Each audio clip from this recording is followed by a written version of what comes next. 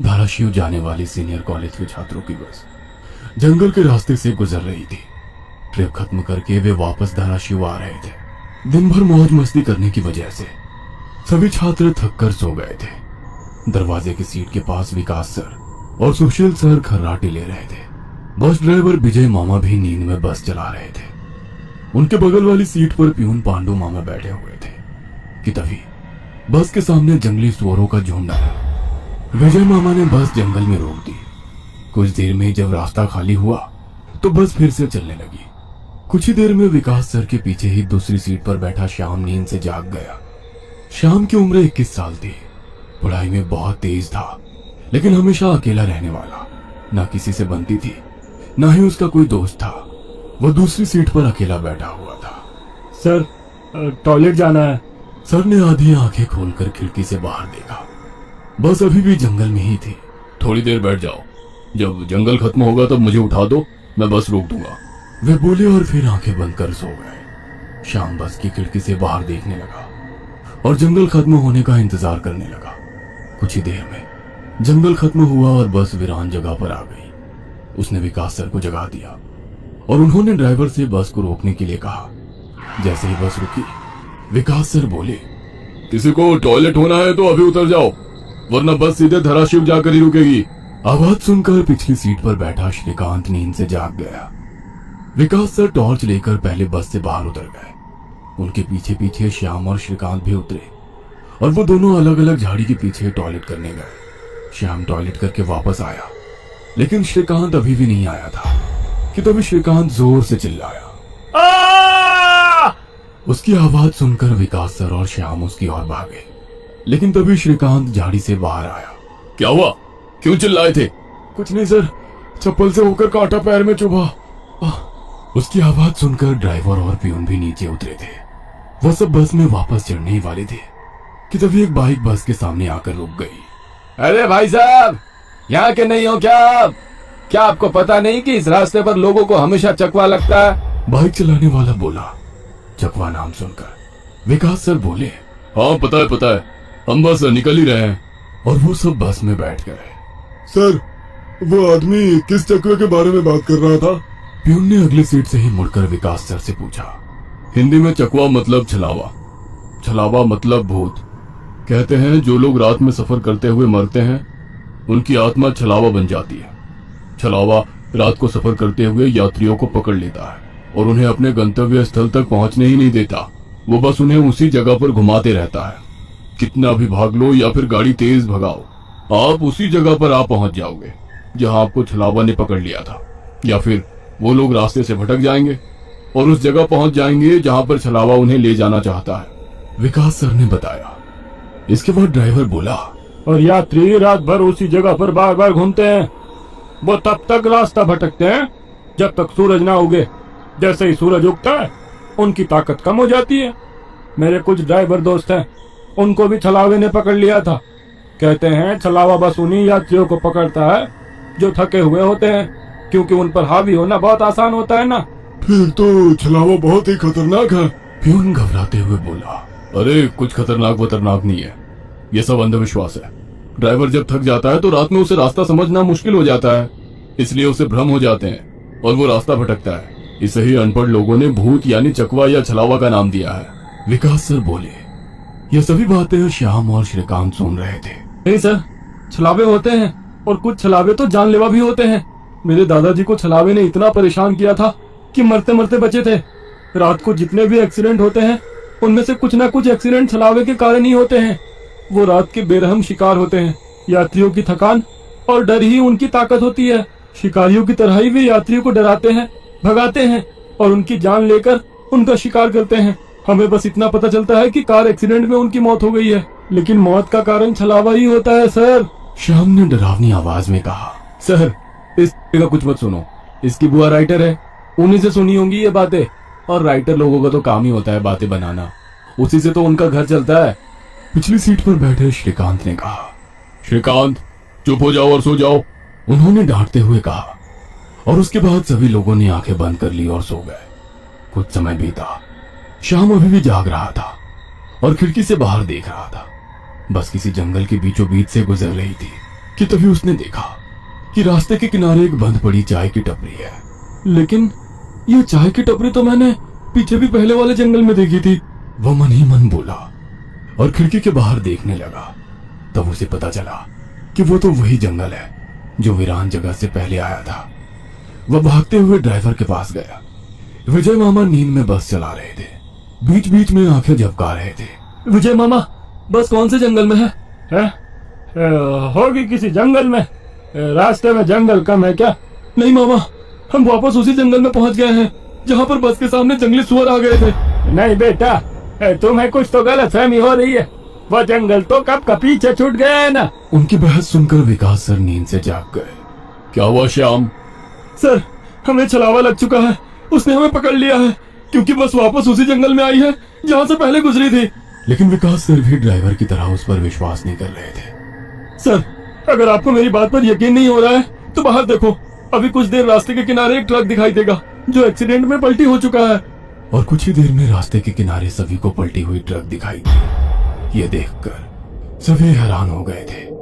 Driver ने भी मान लिया कि श्याम सच बोल रहा है कि तभी जंगल खत्म हो गया और बस वही सुनसान वीरान जगह पर पहुंच गई जहां पर वो कुछ देर पहले टॉयलेट करने के लिए रोक दी गई थी। ये देखकर सभी की आंखें फटी की फटी रह गई थी। विकास सर की तो बत्ती ही गोल हो गई थी। श्रीकांत पिछले सीट से आगे आ चुका था। सबके चेहरे का रंग उड़ गया था। बस अभी भी रास्ते पर चल रही थी कि तभी वो फिर से वापस वही जंगल में पहुंच गई। वह सभी जान गए कि उन्हें छलावा ने पकड़ लिया है। ड्राइवर कोई दूसरा रास्ता मिलता है या नहीं ये देख रहा था, लेकिन फिर भी बस वापस उसी जंगल में आ जाती थी। ऐसा लग रहा था कि मानो पूरी दुनिया में बस वही एक रास्ता है जो घूम फिर कर उसी जंगल में ले आता है। सर, अभी इस छलावे से कैसे निकले? मैंने सुना है कि छलावे से बाहर तभी निकल सकते हैं जब सुबह हो जाए। इसका मतलब हमें रात भर इसी सड़क से गुजरना होगा, जंगल से वीराने में और वीराने से जंगल में। क्यों ना हम सुबह होने का इंतजार करते हुए उसी वीरान जगह पर रुक जाए। ड्राइवर बस चलाते हुए बोला। लेकिन शायद मैंने सुना है कि छलावे में रुकना ठीक बात नहीं है। नहीं सर, मेरी बुआ ने बताया था कि अगर सेफ जगह मिल जाए तो रुकने में कोई परेशानी नहीं है। बस इतना ही पता है तुम्हें? और कोई तरीका नहीं है क्या? है, लेकिन वो अभी के लिए नहीं है। और वैसे भी अगर जिस छलावे ने हमें पकड़ा है, अगर वो कमजोर हुआ तो उसकी शक्तियाँ कुछ ही देर में कमजोर हो जाएंगी और हम छलावे से छूट जाएंगे। फिर वो छलावा हमें नहीं पकड़ सकता। इन सभी की बातें सुनकर सोए हुए सुशील सर जाग गए। अरे क्या हुआ? आ गया क्या मेरा बोरगांव? सुशील सर उबासी लेते हुए बोले। तभी सभी ने उन्हें घटी हुई घटना बता दी। यह सुनकर सुशील सर के तो मानो होश ही उड़ गए। लेकिन तभी ड्राइवर जोर से चिल्लाया, सर, आगे एक गांव आया है। यह सुनकर सभी लोग ड्राइवर की तरफ भागे। तब उन्हें रास्ते के किनारे एक बोर्ड दिखाई दिया जिस पर लिखा था, बोरगांव में आपका स्वागत है। यह देख सुशील सर जोर से चिल्लाए, ये तो मेरा गांव है, लेकिन हम यहाँ इतने जल्दी कैसे पहुँचे? हमें तो कोल्हापुर से निकले मुश्किल से 2 घंटे हो गए हैं और मेरा गांव कोल्हापुर से 6-7 घंटे की दूरी पर। ये आपका गांव नहीं है सर, छलावा है। आपके मुंह से बोरगांव का नाम सुनकर छलावा हमें बोरगांव दिखाकर गुमराह कर रहा है। लेकिन अच्छा हुआ बोरगांव आ गया।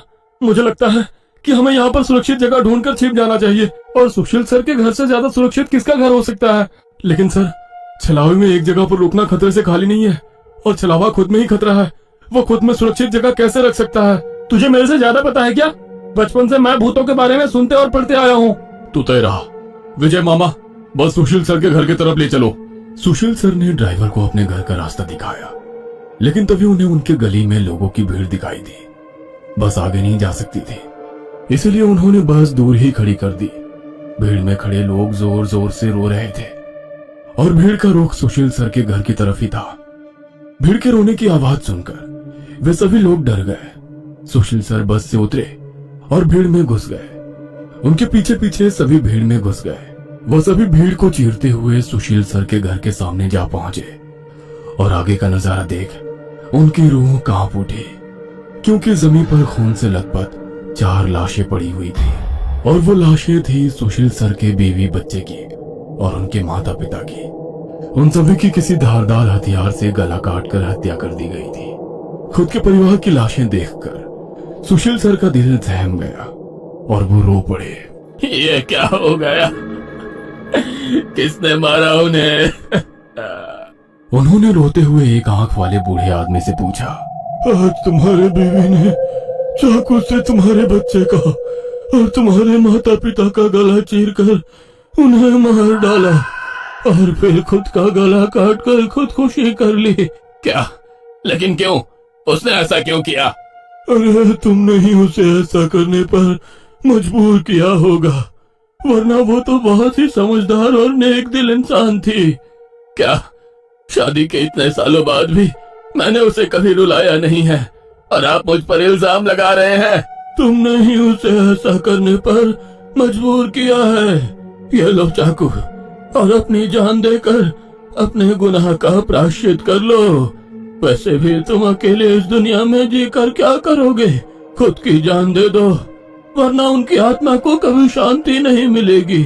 न जाने सुशील सर को क्या हुआ, वो उस आदमी के बातों में आ गए। ऐसा लग रहा था कि वो उसकी बातों से वश में आ गए थे। उन्होंने वो चाकू अपने हाथ में लिया और रोते हुए बोले, हाँ हाँ, मैं प्रायश्चित करूंगा, मैं अपनी जान दूंगा। वैसे पास खड़े ड्राइवर ने उन्हें रोका।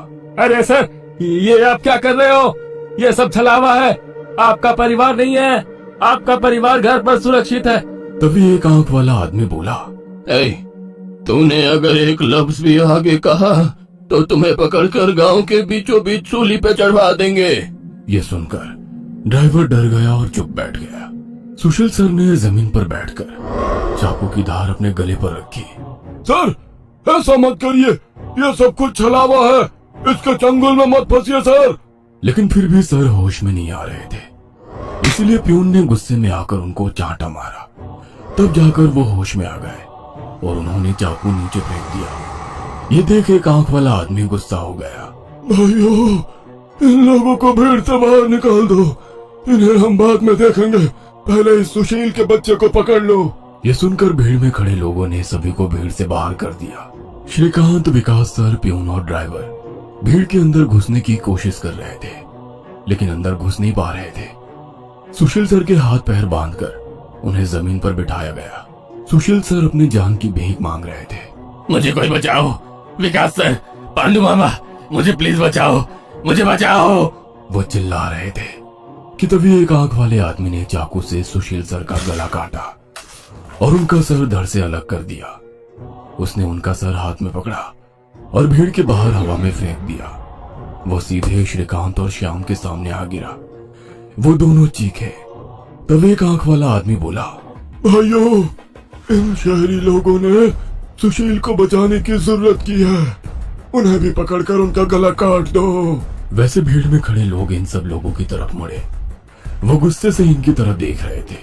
तभी उन्हें बस के हॉर्न की आवाज आई। जल्दी से भागो, जल्दी करो।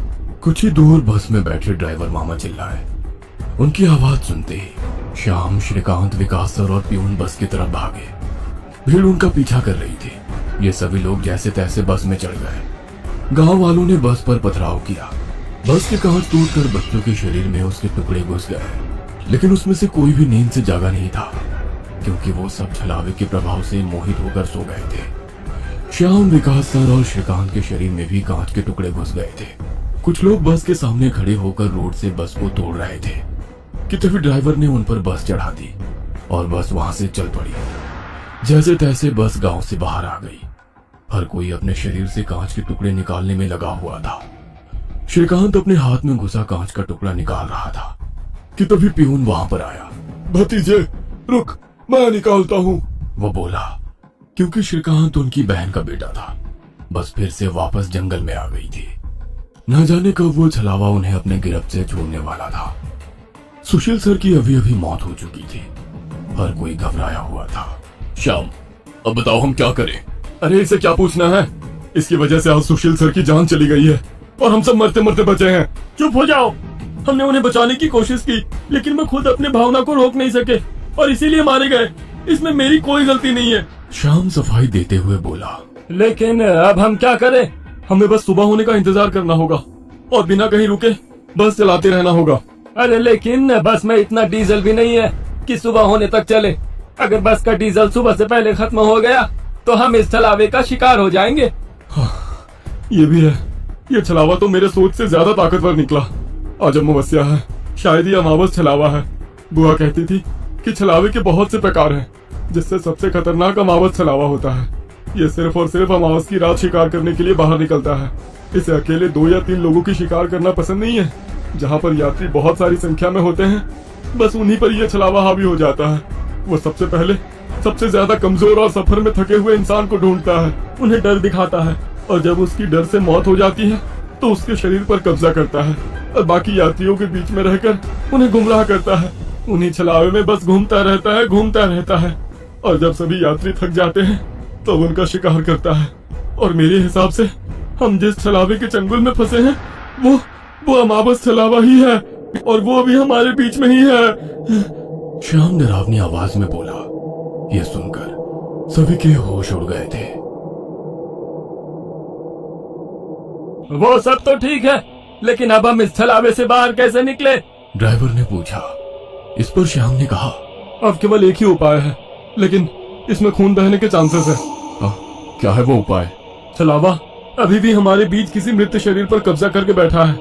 हमें उसे ढूंढना होगा और उसे मारना होगा, क्योंकि उसकी आत्मा मृत शरीर से ज्यादा मजबूती से चिपकी नहीं होती। जैसे ही हम उसको मारेंगे, उसकी आत्मा मृत शरीर छोड़ देगी और फिर वो किसी मृत शरीर में घुस नहीं सकेगी, क्योंकि एक अमावस छलावा एक रात सिर्फ एक ही मृत शरीर पर कब्जा कर सकता है। लेकिन हमें से ये छलावा है कौन? वो पीछे सोए हुए स्टूडेंट के शरीर में नहीं है, क्योंकि वो होश में नहीं है। वो हम 5 में से एक है। क्या? लेकिन हम सब तो जिंदा हैं। नहीं, हम में से एक पहले ही मर चुका है। उसे छलावे ने मार डाला है और उसके शरीर पर कब्जा कर लिया है। कब्जे के बाद मृत शरीर बिल्कुल एक जिंदा आदमी लगता है, क्योंकि छलावा अपने ताकत से जिंदा इंसान की नकल करता है। लेकिन वो है कौन? वैसे श्याम गंभीर हो गया और उसने श्रीकांत की ओर देखा। बस अभी भी जंगल के रास्ते चल रही थी। ड्राइवर बस चलाते चलाते पीछे हो रही बातचीत सुन रहा था, क्योंकि उसे पता था कि अगर बस रुकी तो छलावा उसे निगल जाएगा। बस में सन्नाटा छाया हुआ था। हर कोई श्याम के मुंह से छलावे का नाम सुनना चाहता था कि तभी श्याम बोला, ये श्रीकांत ही छलावा है। ये क्या बकवास कर रहे हो तुम? होश में तो हो? माना कि तुम्हारी बुआ ने बहुत सारी भूतों की किताबें लिखी है, उसका मतलब ये तो नहीं कि तुम कुछ भी बोलोगे और हम सुनते रहेंगे। मेरा विश्वास करो सब, श्रीकांत ही छलावा है। जब ये वीरान जगह पर झाड़ी के पीछे गया था, तब मैंने इसे किसी साए की ओर घूरते हुए देखा था। जब मैं देखने के लिए आगे बढ़ा, तभी मेरी चप्पल में कांटा चुभने की वजह से मेरी चीख निकल गई और वो साया वहाँ से गायब हो गया। शायद तभी उसने श्रीकांत को पकड़ा होगा और उसके शरीर पर कब्जा किया होगा। चल, जल्दी से इसे मार डालो, वरना ये भाग जाएगा। यह सुनकर सभी के होश उड़ गए, लेकिन उसकी बात में कुछ तो वजन था। ए श्याम, जुबान संभाल कर बात कर। भतीजा है ये मेरा, अगर इसको किसी ने हाथ भी लगाया तो मार डालूंगा। हाँ। प्यून गुस्से में बोला, सर जी, इस पांडु की मत सुनिए। मुझे भी लगता है कि यही छलावा है, क्योंकि हम सभी ने झाड़ी से आती श्याम की चीख सुनी थी। श्याम बिल्कुल सच कह रहा है। ड्राइवर बस चलाते हुए बोला, अरे शक की सुई तो इस श्याम पर भी है। यह भी तो झाड़ी के पीछे गया था और दिखाई नहीं दे रहा था। ऊपर से यह विकास हम दोनों की नजर से दूर था। शायद इसे ही छलावे ने बस के नीचे खींच लिया और वहीं मार डाला। तो ये दोनों क्यों नहीं हो सकते छलावा? प्यून ने कहा। अरे मैं जिंदा हूँ, मैं छलावा नहीं हो सकता। श्याम ने कहा, हाँ, और ये श्याम हमारी कब से मदद कर रहा है। ये छलावा होता तो हमारी मदद क्यों करता? अब बचे तुम तो ड्राइवर के बाजू में ही थे, इसलिए ये श्रीकांत ही छलावा है। विकास सर जोर से बोले, अरे सर, इस पे उनको छोड़ो। आप सीट के नीचे से रॉड निकालो और उस छलावे का सर फोड़कर मार डालो। ड्राइवर बस चलाते हुए बोला। यह सुनकर श्रीकांत डर के मारे प्यून के पीछे छिप गया। विकास सर ने सीट के नीचे से लोहे की रॉड निकाली। प्यून ने उन्हें रोकने की कोशिश की, लेकिन विकास सर ने उन्हें धक्का मारा और रॉड श्रीकांत के सर पर मारी। लेकिन श्रीकांत वहां से हट गया और नीचे गिर गया। वो रॉड से दूसरा हमला करते कि तभी प्यून ने पीछे से रॉड पकड़ी और विकास सर के हाथों से रॉड खींचकर उन्हें खिड़की पर धकेल दिया और उनके सर में रॉड दे मारा। विकास सर हाथों से सिर पकड़कर वहीं तड़पते रह गए। उनके सर से खून निकल रहा था और कुछ ही देर में उन्होंने अपना दम तोड़ दिया। ये देख श्याम चिल्लाया, विजय मामा, जल्दी से पीछे आइए, इन दोनों ने विकास सर को मार डाला। यह सुनकर ड्राइवर ने बस बीच जंगल में रोक दी और वो पीछे भागते हुए आया। उसने पियून के हाथों से रॉड छीना और उसे धक्का दे दिया। तुम नहीं सुनोगे, इसलिए पहले मुझे तुम्हें ही मारना होगा। ड्राइवर गुस्से में पियून से बोला और वो पियून के सर पर रॉड से हमला करता कि इससे पहले ही पियून ने कांच का नुकीला टुकड़ा तोड़कर ड्राइवर के पेट में घोंप दिया। ड्राइवर जोर से चिल्लाया और नीचे गिर गया कि तभी बस के बाहर से भीड़ की आवाज सुनाई देने लगी। रास्ते के बीचों बीच बस लगाई है इन्होंने। कोई तेजी से चलती गाड़ी इस बस से टकराई तो क्या होगा? बाहर निकालो इन लोगों को और सजा दो इन्हें, सजा दो। बस के बाहर से आवाज आई और बस पे पथराव होने लगा। पियून आगे की तरफ भागते हुए गया तो देखा कि 5-6 लोग बस पर पथराव कर रहे हैं। लोग गुस्से से चिल्लाने लगे, बाहर निकलो बुज़दिलों, अंदर क्यों छुप कर बैठे हो? अरे क्या हुआ भाइयों, आप ऐसा क्यों कह रहे हो?